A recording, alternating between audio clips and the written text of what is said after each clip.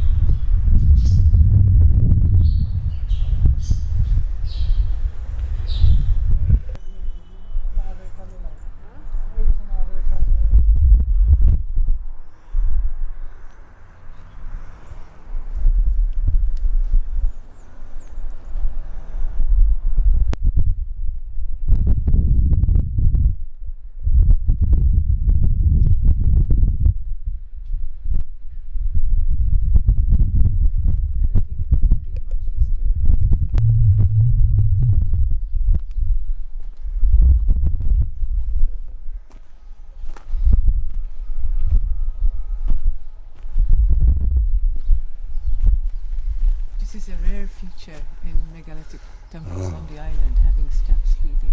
This is beautiful. Isn't it? Fantastic. And we can ascend.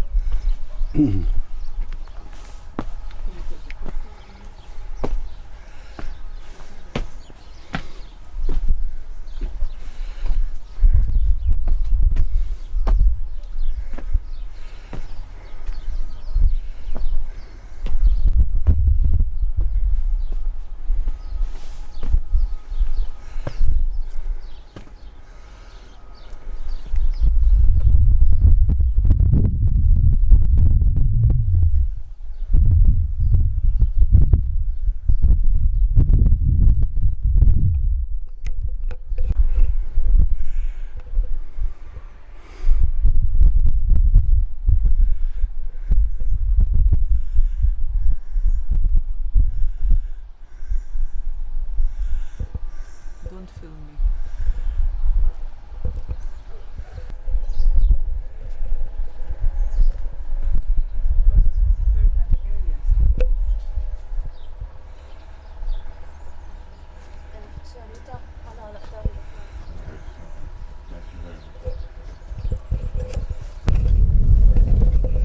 You can get out of the car.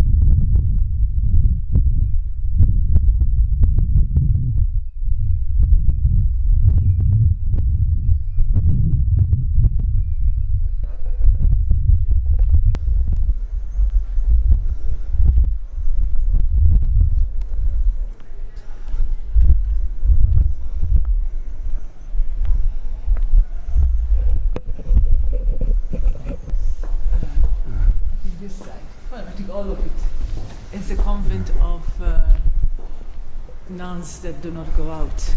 I don't know what they call them. Maltese and Italians. Cloistered nuns? Yeah. Cloistered nuns, something like that. For St. Clara? But they're cloistered. I mean, they're not allowed to go out.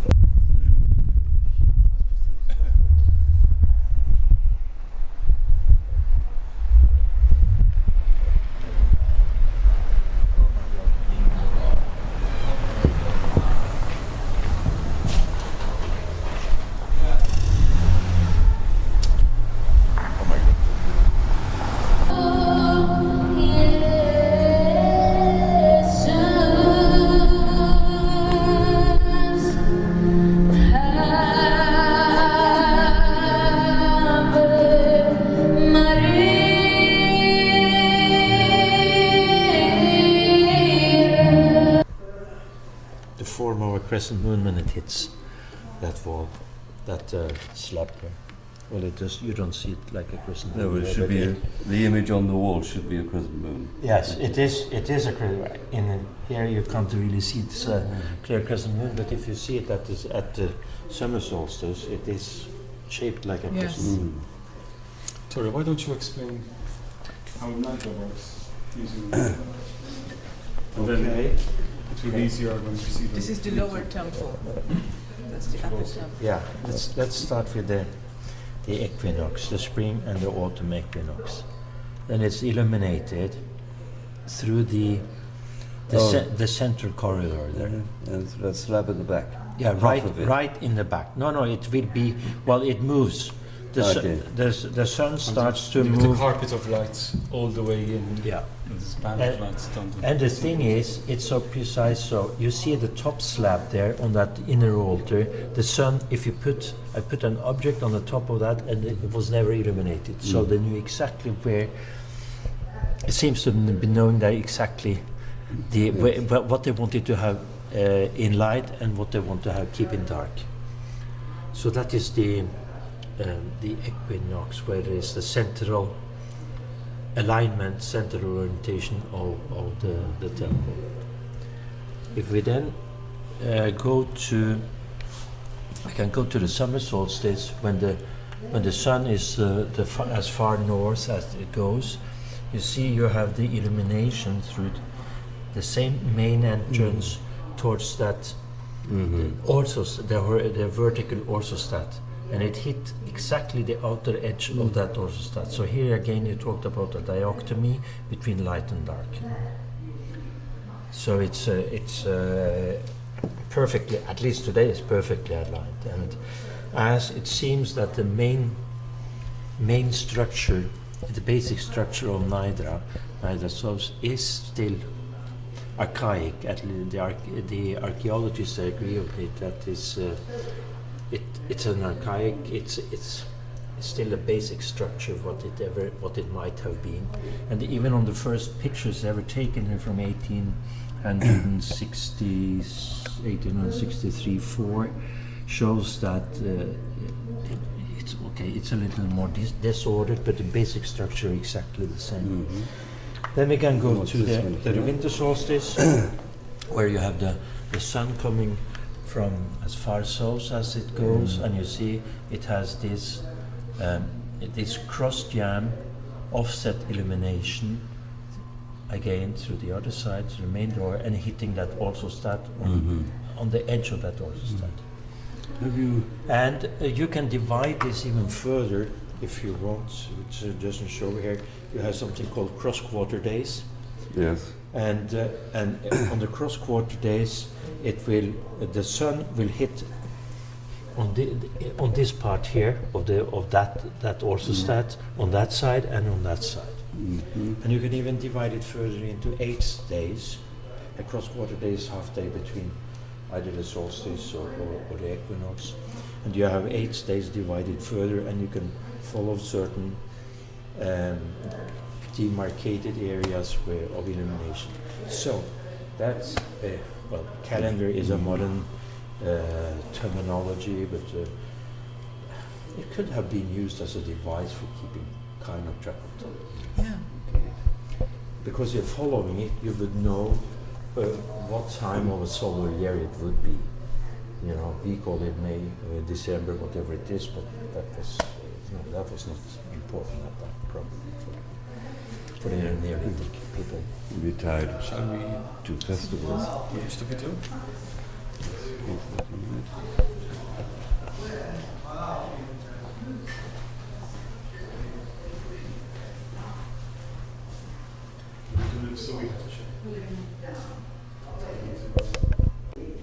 Clearly there was somebody who was intrigued by it in some way enough to Yes. collect it, take it home and wonder about it. Because this business of snail forms and shark's teeth occurring embedded in stone continued to intrigue people. In the 17th century there was a huge polemic between people who believed that they're being spontaneously generated within the stone and those who believe Thomas Ashby, for instance, who we saw in the picture.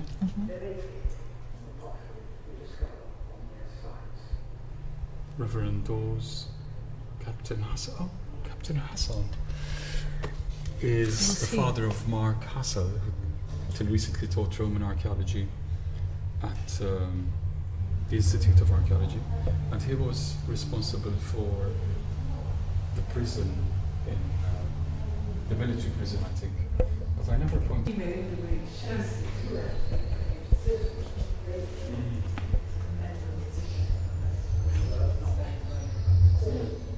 More like this. Alongside that is a much more unusual and indeed much surprising technique. There, it is. I had a talk last week about it. It's open to the public. Anyway, we'll see. This is a copy, of course, just to allow even people with impaired eyesight to get a feel of the form. Down.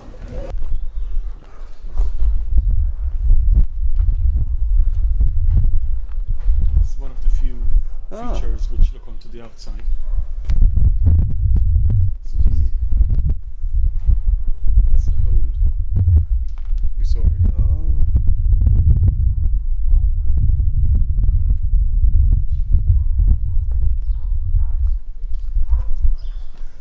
I see. Those are the contemporary sketch work. Yes, this is Oh, 1897. organized and exposed but later than the original excavation. So all the smaller stones are modern, 19th century, but the larger artists are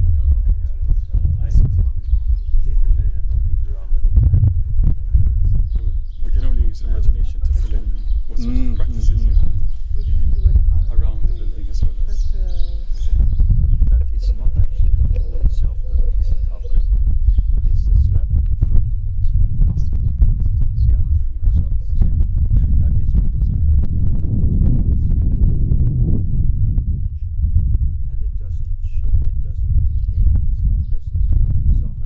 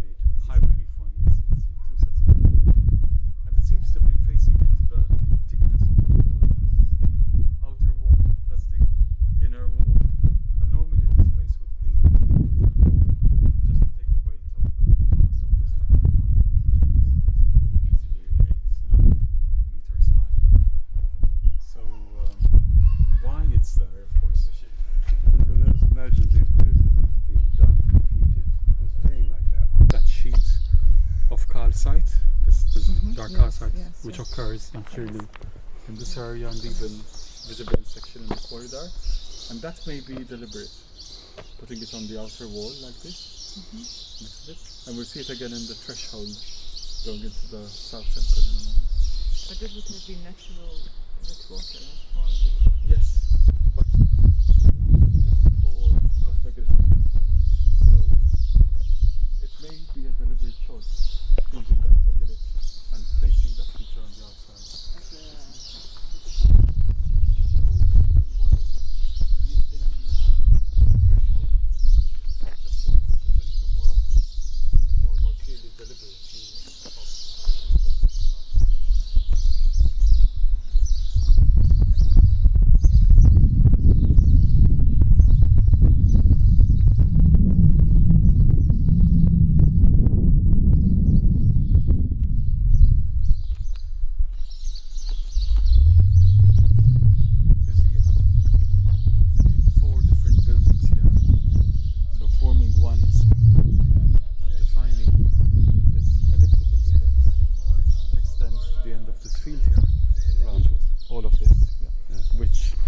Is an integral part of the arrangement. You see it at Gigantia and at the Hajrat, you would have seen it yesterday, that this open plaza is an integral part of the whole composition. The buildings are built at different moments. This is the one we know nothing about. That small structure is the earliest of these three. It's early Gigantia phase, and it's a simple three-ab structure. It's where those tally holes, those horizontal lines of holes are located. Inside there. In that one, yeah. And then this is happening but next, the South Temple, which has an earlier inner part and is then extended, but probably completed during the 4th millennium BC, between 3600 and 3000. And that's where the most complex astronomical alignments are, the ones which we saw in the second model upstairs, which Tora was explaining. So the main entrance faces due east, so we have this relationship with the rising position of the sun. Which was inside. Go there next. And then, well, that fin to the left there, yeah, is an extension of the facade, but it's purely facade. It's a screen which would have made the composition of the whole even more impressive. It's very baroque in a way. Isn't it?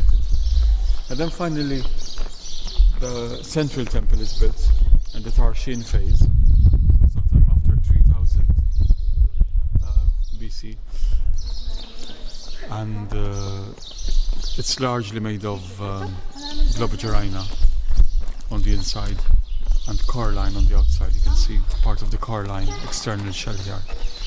Even this facade, the facade of the South Temple, is all coralline. And we'll see how they're exploiting both materials here. Yeah. Because both are readily accessible. We'll step in a moment and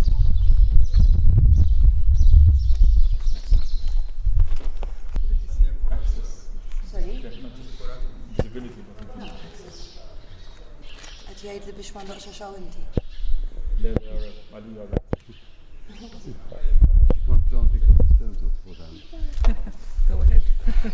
No, I'm waiting for the others. Jericho. Don't worry about us. Actually.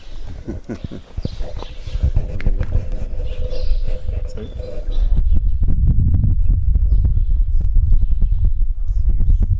An authority, so I think even my people enjoy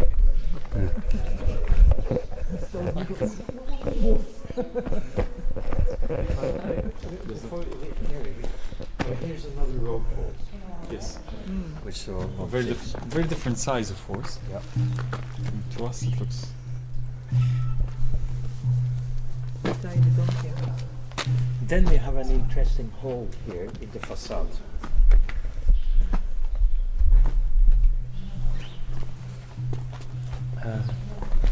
See that hole there? That hole is aligned towards the winter solstice sunrise, and it illuminates the side of what is called an oracle hole inside. And that chamber there, you can call it an oracle chamber, probably to give it a name. And it had actually 2 altars in there. One is still intact or it's fallen down, and the other is broken. And the whole interesting about the winter solstice is that you mentioned Professor Ventura. In 1980s, he found a post hole on the horizon. If you turn around, you see that people are walking up there. Yes. Around that area, Oh, there that's is a the point you post hole. say, sky, land and sea meet. Yeah, The apparent horizon, yes. yeah, that's the apparent horizon, and that's the pole there. It's perfect. That hole is perfectly aligned towards the winter solstice, both through this hole there, obviously, and then through the main entrance. So There's a the good big case for question it. the big question is that hole purposely? Is it by chance? The same as this? Is this purposely, or is it by chance? Or is it Well, a one railroad? thing you must look at, because you did explain this to me, and it could be very impressive, is even again, what length of time does that phenomenon happen? Does it happen, say, on that specific day and one day before, one day after? How narrow is it? Because the tighter it is, Yes. the more compelling. But the thing is, when at the solstice, the sun moves very little, very little. At the solstice, okay. it's not like the equinox. Where the Yes, sun moves so the number of every days. day. But still, So you have about 10 days where it's very little. well, that's You probably could see tight. But can I introduce another element in the discussion? The plates move also. The whole island. Malta is on a plate. North African plate. And the whole plate moves. This will be important. That's all it means. It changes quite a lot. We don't know how much and what direction. There were some studies in Malta also.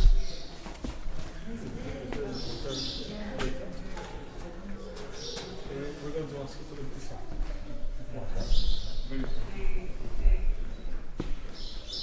What's how it was done, but they moved things in the, put things in the airport.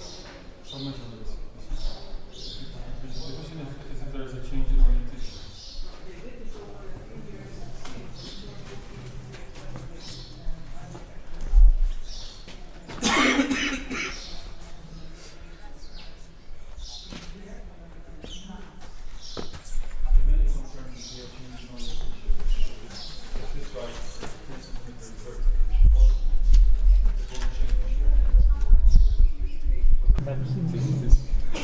Yes, I've seen your photograph. It's absolutely precise. It goes Yes, to the it's very top edge. Very precise. Very precise.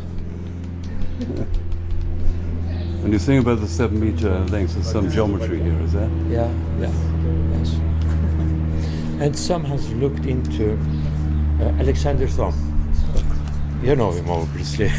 Or perhaps you might have known him in person. No, I didn't know him in person, No. unfortunately.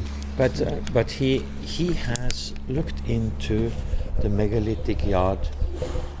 Or was it he or somebody looked into the megalithic yard here in the temples? Yes. I didn't know he came here. Okay. Yes. He. I think he looked into the megalithic yard here of the temples. It has some. I know Okay. it has been looked at. Probably in, He was because good. you know Robin Heath wrote a Yeah, biography of yes, him. Yes. Yeah. Yes. Just It's, at this point, You see it in you there? can see one step. Actually, it was very supportive. Yes, you see that. And a little further this way, on the thinner orthostat, you see those horizontal lines. oh yes. Those, no? Oh, that's the, you think of the counting Yes. lines. And they have them on the edges. On the opposite. Mm-hmm. And we talked about it earlier, that we don't see it there, but below, further below, about 20, 30 centimeters, when you see there, it could not be more, because the 6 holes have to be in the plates. As a direct representation. But you have to go over there to see it. And they're very vast now, you can't really see them very much. But there is another thing as well. On that slab there are cup marks. Oh, And that's the, haven't seen any of the cut marks. Is there any slab there that has these cut marks? Not common at all. No, it's not coming in No. there. It's coming in other cultures, but it's not coming. No. So, and obviously that has been placed in a later stage, I think it's...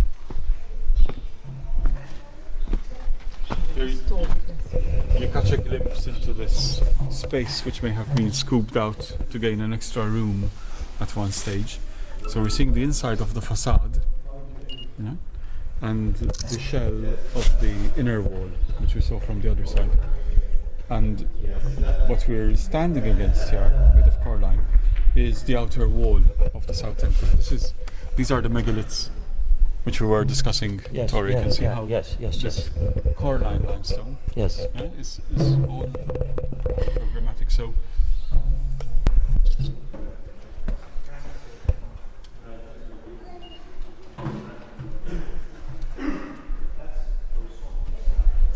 Għax hemmhekk hawn il-vjaġġa wkoll has a nice view.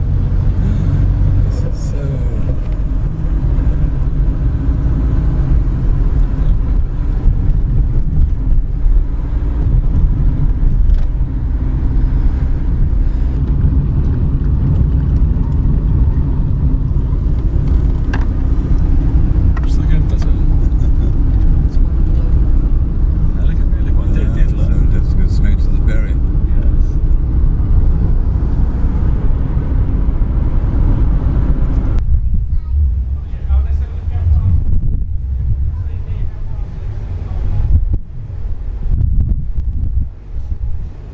Lee, now you sound worse than those chairs with your shoes.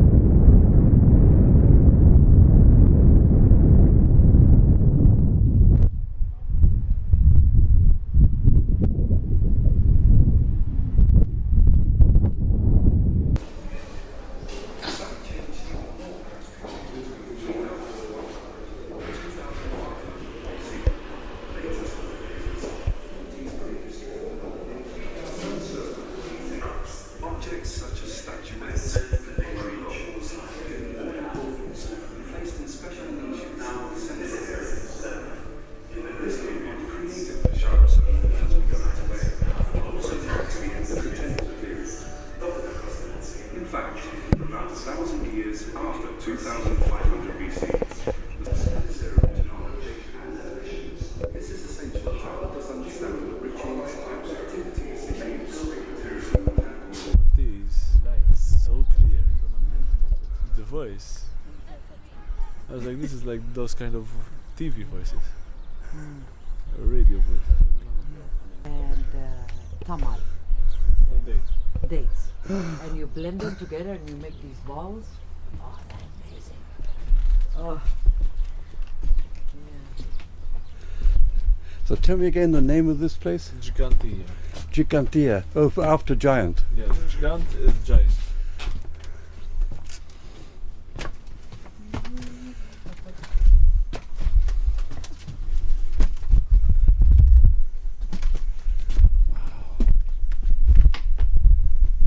Last time I came, I understand.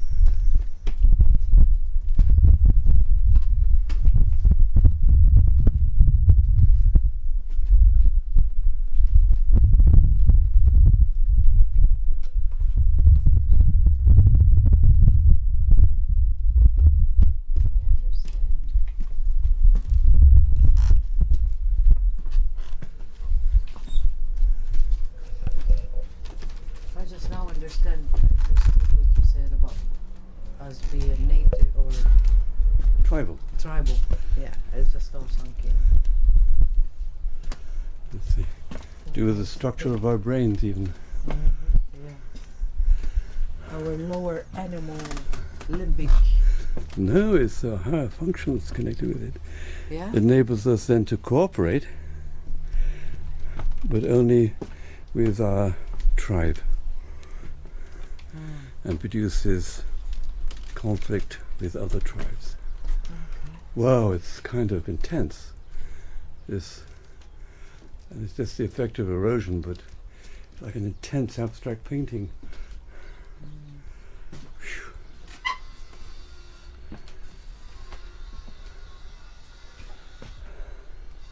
Makes you feel small though, like with that power sort of. Or at least over me it does. Yes. Does it make you feel such a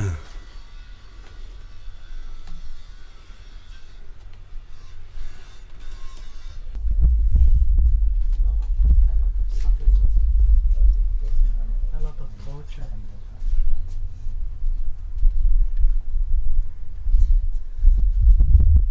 But I wonder if this was there originally.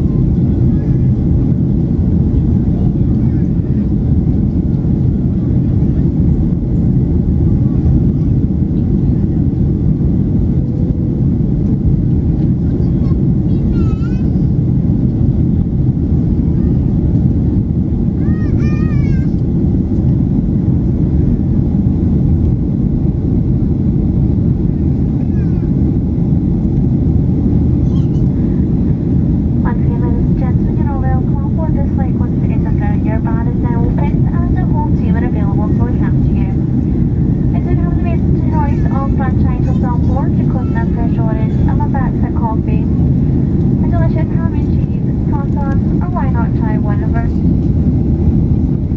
other pastries or cakes?